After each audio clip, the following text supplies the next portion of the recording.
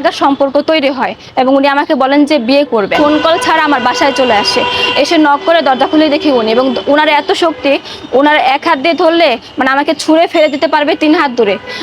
ওনার কাছে আমি কিছুই না। এবং ওই দিন রাতে উনি আমাকে এসে ধর্ষণ করেছে। বলছিলাম যে আমার মা তো আমাকে চাপ দিচ্ছে, আপনার সাথে বিয়ে করব, এটা সে মেনে নিতে পারছে না বা চাইছে না। সে খোঁজ খবর নিয়েছে আপনি ভালো না, কিন্তু আমি আসলে বিশ্বাস করেছিলাম ওনাকে, আমার মাকে আমি বিশ্বাস করি নাই। এরপর উনি আমাকে পরামর্শ দিল, তুমি একটা বাসা ভাড়া নাও, যেহেতু আমরা 1 সপ্তাহের মধ্যে বিয়ে করব, আমরা বিয়ে করে দেন ও বাসায় থাকবো। এরপর হচ্ছে আমি একটা বাসা ভাড়া নেই, এবং সবকিছু যেদিন গোছাচ্ছিলাম উনি আমাকে বলেও নাই যে আমি, তবে বাসার অ্যাড্রেসটা ওনাকে আমি বলেছিলাম যে আমি এখানে বাসা নিয়েছি। যখন ঢুকেছে তখনই আমার হাত থেকে ফোন নিয়ে নিয়েছে, উপরে সিট কিনে লাগিয়ে দিয়েছে এবং আমাকে গলা চেপে ধরেছে, বলেছে যদি চিৎকার করস তাহলে এখনই মেরে ফেলবো, তুই কি জীবন চাস নাকি মরতে চাস? এই জন্য আমি আর চিৎকার করিনি।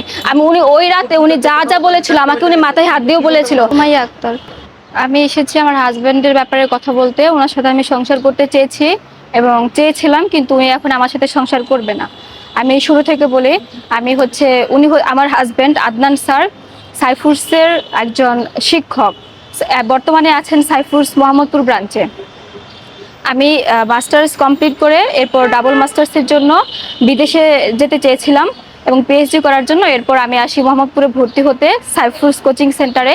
এখানে আমার হাজব্যান্ড আদনান স্যার, মানে তখন আমার হাজব্যান্ড ছিল না, আদনান স্যারের সাথে আমার একটা পরিচয় হয়, দেখা হয়। ক্লাসে দেখতাম উনি আমাকে একটা এক্সট্রা কেয়ার করতো, নাম্বার লিখে নেওয়ার জন্য ইশারা করতো, কিন্তু আমি তখনও পর্যন্ত ওনাকে প্রত্যাখ্যানই করে যাই, তখনও পর্যন্ত অ্যাভয়েড করে যাই। এরপরে হচ্ছে একটা পর্যায়ে উনি আমাকে নিজে থেকে কল করেন, প্রথম দিন 1 ঘন্টা 5 মিনিট কথা বলেন। তখন আমি ওনাকে বলি যে আমি আর কিচ্ছু চাই না, শুধু আমি ইংলিশে ফ্লুয়েন্ট হতে চাই, আমি একটা দেশের বাইরে সেটেল হতে চাই।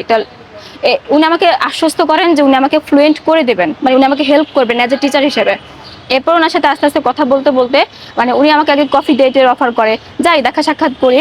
এরপর একটা সময় উনি আমাকে বলেন আমি তোমাকে বিয়ে করব। যখন উনি আমাকে বলেন আমি তোমাকে বিয়ে করব, আমি আমার ব্যাপারে সবকিছু ওনাকে খুলে বলি, যে এবং আমার মায়ের সাথে দেখা করে আমার সবকিছু উনি জানতে পারে। এরপর হচ্ছে উনি আমাকে বলতেছে যে যখন ওনার কথা জানাজানি হয়ে যায় তখন আমার মা আমাকে একটু রাগারাগি করে আমার মায়ের সাথে, ওনার সাথে সম্পর্কটা ক্লোজ করে দিতে বলে। কিন্তু ওনাকে আমি জানাই ব্যাপারটা, এবং ওনাকে আমি ততদিনে ভালোবেসে ফেলেছি। আমি যখন ওনাকে জানাই যে আমার মা এটা এমন করছে বা চাইছে না, উনি বলে যে আমি তোমাকে 1 সপ্তাহের মধ্যে বিয়ে করবো, তুমি আলাদা একটা বাসা ভাড়া নাও। এরপর আমি আমার বাড়িটা ছেড়ে আলাদা একটা বাসা ভাড়া নেই, এবং ওই বাসায় গিয়ে একদিন উনি অ্যাড্রেসটা জানতো, কারণ ওনার মাধ্যমেই হচ্ছে ওনার কথা মতোই আমি বাসাটা ভাড়া নেই। এরপর উনি আমার বাসায় ঢুকে পড়ে বলতে হচ্ছে আমাকে কোনো ইনফরমেশন করে না, আমার বাসায় নক করে এবং আমি দরজা খুলি, আমার হাত থেকে ফোন নিয়ে যায়, ওপরে ইটা যে আছে সিটকিনিটা লাগিয়ে দেয়, আমি ওটা খুলতে পারি না কারণ ওটা অনেক ওপরে। এরপর উনি একটু অত্যাচারই করে আমার সাথে, মানে ধর্ষণ করে আর কি, সোজা কথায় যেটা। এরপরে ওই দিন আমি কিছু বলি না, কারণ আমার বলার মতো অবস্থা ছিল না। আমাকে বলেছিল যদি চিৎকার করোস তাহলে তোকে মেরে ফেলবো। উনি চলে যায়। সকালে আমি একটা ক্যানিগঞ্জ মডেল থানায় গিয়ে একটা মামলা দায়ের করি, এবং এরপরে মামলা করে আমি যখন বাসায় আসি, এই কাহিনীটা বলছি আমি 2025 সালের মে মাসের 30 তারিখের কথা। উনি আমাকে ধর্ষণ করে 31 তারিখের কথা, এবং আমি মামলা করে বাসায় যাই, হচ্ছে মেডিকেল সবকিছু করে কমপ্লিট করে বাসায় যাই 3 তারিখে। এবং উনি আমাকে ওই দিনই কল করে বলে যে আমি আসছি তোমার ওখানে। আমি বলছি না, আর এগুলো এভাবে সম্ভব না, আমি আর এই অত্যাচার নিতে পারবো না। এবং উনি আমারে বলে যে আমার একটা ভিডিও করা আছে ওনার মোবাইলে, ওই দিনের ভিডিওটা উনি নাকি করছে, এটা না করলে উনি অনলাইন ছেড়ে দেবে। এরপর হচ্ছে একটা পর্যায়ে আমি আর কিছু বলি না, আমি 999 কল করি, এবং 999 থেকে পুলিশ এসে ওনাকে আমার বাসা থেকে ওই দিন 3 তারিখ, মানে গত জুন মাসের 3 তারিখ ওনাকে অ্যারেস্ট করে নিয়ে যায়। এবং যাওয়ার সময় উনি একটা কথা বারবার বলছিল যে উনি খুব গরিব অসহায়, ওনার বাবা নাই, উনিও ভাতের কষ্ট করেছে, অনেক কিছু বলছিল আমাকে। এবং বলছিল আমি তোমাকে বলেছিলাম বিয়ে করব, সংসার করবো, সারা জীবন একসাথে থাকবো, তাহলে কেন আমাকে ধরিয়ে দিচ্ছ? তারপরেও আমি কিছু বলিনি। ওনার ভাইও আমাকে সেম কথা বলে ফোন করে যে ও তোমাকে বিয়ে করবে, ওকে ছাড়াই আনো। এরপর ওনার জন্য আমার একটু মায়া হয়, এবং রাতে উনি অনেকবার পুলিশের মাধ্যমে আমার সাথে উনি কন্ট্যাক্ট করে এবং বলে যে সুমাইয়া আমাকে তুমি সাহায্য করো, আমি তোমাকে বিয়ে করব। আমার মায়া হয়। এরপর জুন মাসের 4 তারিখে আমি ওনাকে যাই, ছাড়ানোর জন্য যাই। ততক্ষণে দেখি উনি কোর্টে চলে গেছে, এবং ওনার মাধ্যমে উনি একটা নাম্বার দিয়েছে আমাকে। ওই দিনই ফোন কলের মাধ্যমে, দেখা করতে দেয় নাই পুলিশ। আমি অ্যাডভোকেটের কাছে যাই এবং আমার নিজের টাকা দিয়ে ওনাকে আমি জামিন করাই। অ্যাডভোকেট আমাকে বলে যে আপনি যদি বিয়ে না করেন তাহলে জামিন হবে না। এরপরে বিয়ের শর্তে জামিন হয়, এবং ওই দিনে আমাদের বিয়ে হয়, গত জুন মাসের 4 তারিখে আমাদের বিয়ে হয়। এরপর বাসায় চলে আসি।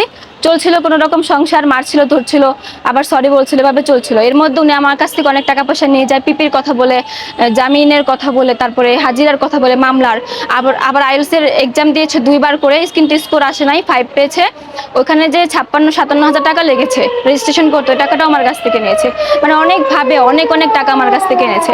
এরপর উনি আমাকে বলেছে যে তুমি আমাকে, আমি তোমাকে নিয়ে বিদেশ যাব, লন্ডন যাব, আমরা লন্ডন গিয়ে ওখানে সেটেল হব, তুমি এক কাজ করো। আমি কন্টিনিউ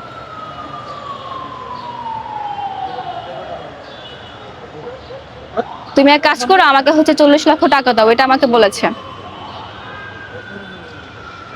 এরপর আমি রাজিও হয়েছিলাম, এবং উনি বলেছে যে মামলাটা যেহেতু আছে, মামলা থাকলে নাকি ক্লিয়ারেন্স পাওয়া যায় না, এই জন্য দ্রুত মামলাটা খালাস করতে হবে। আমি যাদের সাথে কথা বলে জবানবন্দি দিয়ে ওনার খালাস হয় হচ্ছে এই গত মার্চ মাসের 30 তারিখে উনি একেবারে মামলা থেকে খালাস পেয়ে যায়। এবং তখন থেকে, ওই দিনের পর থেকে উনি আমার ডিরেক্ট বলছে যে আমি তোকে নিয়ে সংসার করব না, এতদিন শুধুমাত্র মামলার ভয়ে তোর সাথে আমি ছিলাম। এবং আমাকে প্রচন্ড মারধর করে। এর আগে উনি প্রতিদিনই মারধর করতো আমাকে। শীতের রাতে গোসলখানা নিয়ে 1 ঘন্টা পর্যন্ত গোসল করাতো, এরকম টর্চারগুলো আমার উপর করেছে, চালিয়েছে। শুধুমাত্র সংসার করব বলে আমি কিচ্ছু বলিনি। আমি সংসার করতে চেয়েছিলাম শিশুনার সাথে, কিন্তু উনি এখন আমাকে বলে দিচ্ছে যে আমি মামলার ভয়ে ছিলাম, এখন আর আমি সংসার করব না। আমার আত্মীয় স্বজন যা আছে সবার কাছে তিনি একই কথা বলছেন, যে আমাকে নিয়ে সংসার করবে না। তো এখন আপনি কি বিচার চাচ্ছেন?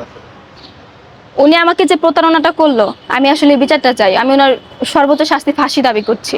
কারণ উনি কেন আমাকে বিয়ে করলো, কেন আমাকে ধর্ষণ করলো? আর বিয়ে যেহেতু করে ফেলেছিল, তো আমার সাথে 10 মাস সংসার করার পর, মামলা ওঠানোর পর কেন বলছে আমি তোমাকে নিয়ে সংসার করব না, আমি মামলার ভয়ে তোমার সাথে ছিলাম? উনি আমার সাথে প্রতারণা করেছেন, আমার সব দিক থেকে আমাকে পঙ্গু করে দিয়েছেন। আমি ওনার সর্বোচ্চ শাস্তি দাবি করছি, যাতে আর কোনো মেয়ে আমার মতো প্রতারিত না হয়।